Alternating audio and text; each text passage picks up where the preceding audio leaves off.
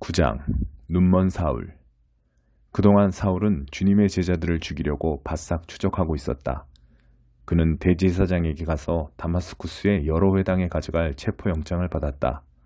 거기서 이 도를 따르는 사람들을 찾으면 남녀를 불문하고 체포해서 예루살렘으로 데려오려는 것이었다. 그는 길을 떠났다. 그가 다마스쿠스 외곽에 이르렀을 때 갑자기 눈부시게 환한 빛 때문에 앞이 잘 보이지 않았다. 그가 바닥에 쓰러졌는데 한 음성이 들려왔다. 사울아, 사울아, 왜 나를 해치려고 하느냐? 그가 말했다. 주님, 누구십니까? 나는 내가 핍박하는 예수다. 너는 일어나 성 안으로 들어가거라. 내가 무엇을 해야 할지 말해줄 사람이 거기 있다. 그의 일행은 놀라서 말도 못하고 서 있었다. 그들은 소리는 들었으나 아무도 보지 못했다. 바닥에서 몸을 일으킨 사울은 자신의 눈이 완전히 먼 것을 알았다. 일행이 그의 손을 잡고 다마스쿠스로 데리고 들어갔다. 그는 사흘 동안 눈이 먼 채로 있었다. 그는 아무것도 먹지 못하고 아무것도 마시지 못했다. 다마스쿠스에 아나니아라는 제자가 있었다. 주께서 환상 가운데 그에게 말씀하셨다. 아나니아야, 예 주님. 그가 대답했다. 일어나서 곧은 길로 가거라. 유다의 집에서 다소 출신 사람 사울을 찾아라. 그가 거기서 기도하고 있다. 그가 방금 아나니아라는 사람이 집에 들어와서 자기에게 안수하여 다시 보게 하는 꿈을 꾸었다. 아나니아가 항의했다. 주님, 진심이 아니시겠지요. 모두가 이 사람과 이 사람이 여태까지 행한 끔찍한 일들과 예루살렘에 있는 주님의 백성에게 저지른 만행에 대해 말하고 있습니다. 이제 그는 우리에게도 똑같이 할 수 있는 권한이 적힌 문서를 대제사장한테서 받아서 여기 나타난 것입니다. 그러자 주님이 말씀하셨다. 이유를 묻지 말고 가거라. 내가 그를 이방인과 왕과 유대인들 앞에 세울 나의 대리인으로 뽑았다. 이제 나는 장차 그가 당할 일, 곧 이 일에 따르는 혹독한 고난을 그에게 보여줄 것이다. 아나니아가 그 집을 찾아가서 눈이 먼 사울에게 안수하고 말했다. 사울 형제여, 당신이 여기 오는 길에 배웠던 주님이신 예수께서 당신이 다시 보고 성령으로 충만해지도록 나를 보내셨습니다. 그의 입에서 말이 떨어지자마자 사울의 눈에서 비늘 같은 것이 떨어졌다. 사울은 다시 보게 되었다.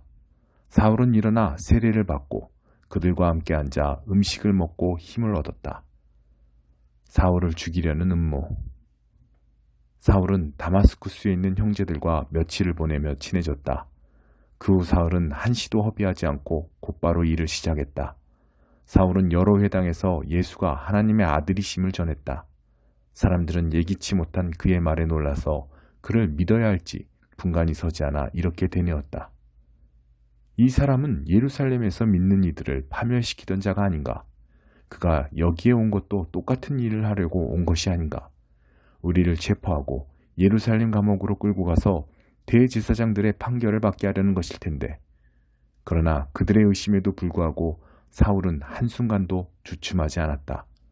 오히려 그는 더욱 힘을 얻어 반대 세력을 정면 돌파해 갔다. 그는 다마스쿠스의 유대인들의 의심을 누그러뜨리면서 예수가 메시아이심을 그들에게 힘써 증명했다. 긴 시간이 흐른 후에 몇몇 유대인들이 그를 죽이기로 모의했으나 그 말이 사울의 귀에 들어갔다. 유대인들은 그를 죽이려고 불철주야 성문을 감시하고 있었다. 그러던 어느 날 밤에 제자들이 그를 광주리에 담아 벽으로 달아내려 탈출시켰다. 사울은 예루살렘으로 돌아와 제자들의 무리에 들려고 했으나 모두가 그를 두려워했다. 그들은 사울을 조금도 믿지 않았다. 그때 바나바가 그를 감싸주었다. 바나바는 사도들에게 사울을 소개하며 그를 옹호했다. 사울이 다마스쿠스 길에서 어떻게 주님을 만나 그분과 대화했는지, 다마스쿠스 현지에서 어떻게 목숨을 걸고 예수의 이름을 담대히 전했는지 사도들에게 말해주었다. 그 후로 사울은 그들 가운데 하나로 받아들여져 아무 의혹도 사지 않고 예루살렘에 드나들며 제약 없이 주님의 이름으로 전했다. 그러나 그는 그리스 말을 하는 유대인 무리와 부딪히며 그들과 이딴 논쟁을 벌였다. 그들은 사울을 죽이려는 음모를 꾸몄다. 그러나 그의 동료들이 그 음모를 알고 그를 성 밖으로 빼돌려 가이사랴로 데려갔다. 거기서 그를 배에 태워 다소로 보냈다. 그 후에 사태가 진정되고 교회는 한동안 순항했다. 유대와 사마리아와 갈릴리 등 모든 지역에서 교회가 성장했다. 하나님을 깊이 경외하는 마음이 그들 속에 충만했다. 성령께서 그들과 함께 계셔서 그들에게 힘을 주셨다. 그들은 놀랍도록 번성했다. 답이다. 베드로가 모든 교회를 방문하는 사명을 가지고 길을 떠났다. 여행 중에 그는 루다에 도착해 그곳에 있는 믿는 사람들을 만났다. 그는 애니아라는 사람과 마주쳤는데 그 사람은 몸이 마비되어 8년째 자리에 누워 있었다. 베드로가 말했다. 애니아야, 예수 그리스도께서 너를 낫게 하신다. 일어나서 자리를 정돈하여라. 그러자 그가 그대로 했다. 자리에서 벌떡 일어난 것이다. 루다와 샤론에 사는 모든 사람이 그가 걸어다니는 것을 보고 하나님께서 자기들 가운데 살아 역사하신다는 사실에 눈을 크게 뜨었다. 거기서 조금 떨어진 요빠에 다비다라는 제자가 있었는데 그 이름은 도르가, 산양이라는 뜻이다. 그녀의 선행과 구제는 잘 알려져 있었다. 베드로가 그 지역에 있는 동안 그녀가 병이 들어 죽었다. 그녀의 친구들이 장례를 치르려고 시신을 수습해 서늘한 방에 두었다. 마침 베드로가 인근 루다를 방문 중이라는 말을 들은 몇몇 제자들이 그에게 두 사람을 보내어 그들이 있는 곳으로 와줄 수 있는지 물었다. 베드로는 즉시 일어나 그들과 함께 갔다. 그들은 다비다의 시신을 안치해둔 방으로 그를 안내했다. 대부분 과부인 고인의 옛 친구들이 방 안에서 울고 있었다. 그들은 도르가가 살아있을 때 만들어둔 옷가지들을 베드로에게 보여주었다. 베드로가 과부들을 방에서 내보내고 무릎을 꿇고 기도했다. 그리고 시신에 대고 직접 말했다. 다비다야, 일어나라. 다비다가 눈을 떴다. 그리고 베드로를 보더니 일어나 앉았다. 그는 다비다의 손을 잡아 일으켰다. 그리고는 믿는 사람들과 과부들을 불러들여 살아난 그녀를 보여주었다. 이 일이 요빠 전체에 알려지자 많은 사람들이 주님을 믿었다. 베드로는 가죽 가공업을 하는 시몬의 손님으로 요빠에 오랫동안 머물렀다. 10장 베드로의 환상. 가이사랴에 고넬료라는 사람이 살고 있었다. 그는 그곳에 주둔한 이탈리아 경비대의 지휘관이었는데 선악이 그지없는 사람이었다. 그는 자기 집안 사람들 모두가 하나님 앞에서 예배하며 살도록 이끌었다. 뿐만 아니라 늘 어려운 사람들을 도와주었고 기도가 몸에 배어 있었다. 하루는 오후 3시쯤에 그가 환상을 보았다. 하나님의 천사가 옆집 사람만큼이나 생생한 모습으로 들어와서 말했다. 고넬료야. 고넬료는 자기가 헛개비를 보는가 싶어 유심히 쳐다보았다. 그러고는 말했다. 무슨 일이십니까? 천사가 말했다. 하나님께서 내 기도와 이웃을 돌보는 내 행실을 보시고 너를 주목하셨다. 지금부터 이렇게 하여라. 사람들을 요빠로 보내서 베드로라 하는 시몬을 데려오너라. 그는 바닷가에 있는 가죽 가공업자 시몬의 집에 묵고 있다. 천사가 떠나자 고넬료는 하인 둘과 경비대의 경건한 병사 하나를 불렀다. 그는 방금 있었던 일에 자초지종을 자세히 들려주고 그들을 요빠로 보냈다. 이튿날 세 사람이 그 성에 이를 무렵 베드로가 기도하러 발코니로 나갔다. 때는 정오쯤이었다. 베드로는 배가 고파서 점심 생각이 났다. 점심 식사가 준비되는 동안 그는 비몽사몽간에 하늘이 열리는 것을 보았다. 내 귀퉁이를 줄에 매단 커다란 보자기 같은 것이 땅바닥으로 내려왔다. 온갖 잡다한 짐승이며 파충류며 새들이 그 안에 있었다. 그러더니 한 음성이 들려왔다. 베드로야, 어서 잡아먹어라. 베드로가 말했다. 안 됩니다, 주님. 지금까지 저는 부정한 음식은 입에 대본 적이 없습니다. 두 번째로 음성이 들려왔다. 하나님께서 괜찮다고 하시면 괜찮은 것이다. 그런 일이 3번 있고 나서 보자기가 다시 하늘로 들려 올라갔다.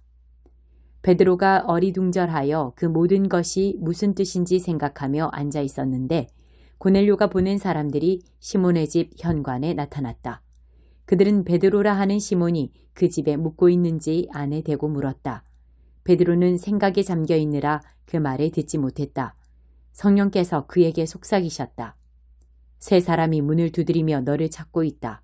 내려가서 그들과 함께 가거라. 아무것도 묻지 마라. 내가 보낸 사람들이다. 베드로가 내려가서 그 사람들에게 말했다. 여러분이 찾고 있는 사람이 나인 것 같습니다. 무슨 일입니까? 그들이 말했다. 고넬료 지휘관님은 의롭게 행하며 하나님을 경외하는 분으로 널리 알려져 있습니다. 이 부근에 사는 유대인들 아무한테나 물어보시면 압니다. 그런데 거룩한 천사가 그분께 명하기를 당신을 찾아서 집으로 모셔다가 당신의 말을 들으라고 했습니다.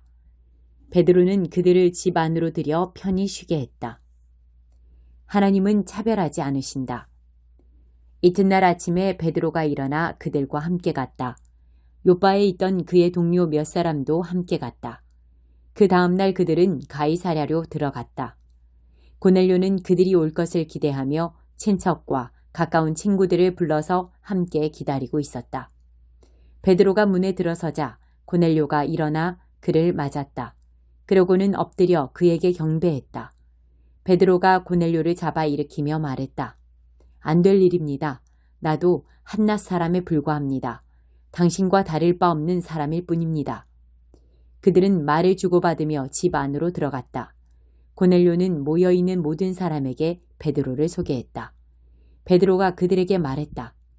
여러분도 알다시피 이것은 아주 이례적인 일입니다.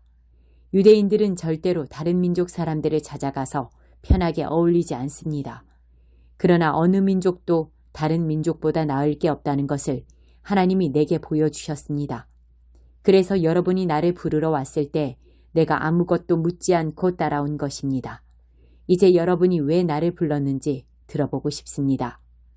고넬료가 말했다. 나흘 전 이맘때인 오후 3시쯤에 내가 집에서 기도하고 있는데 갑자기 내 앞에 어떤 사람이 나타나면서 방 안에 빛이 가득했습니다.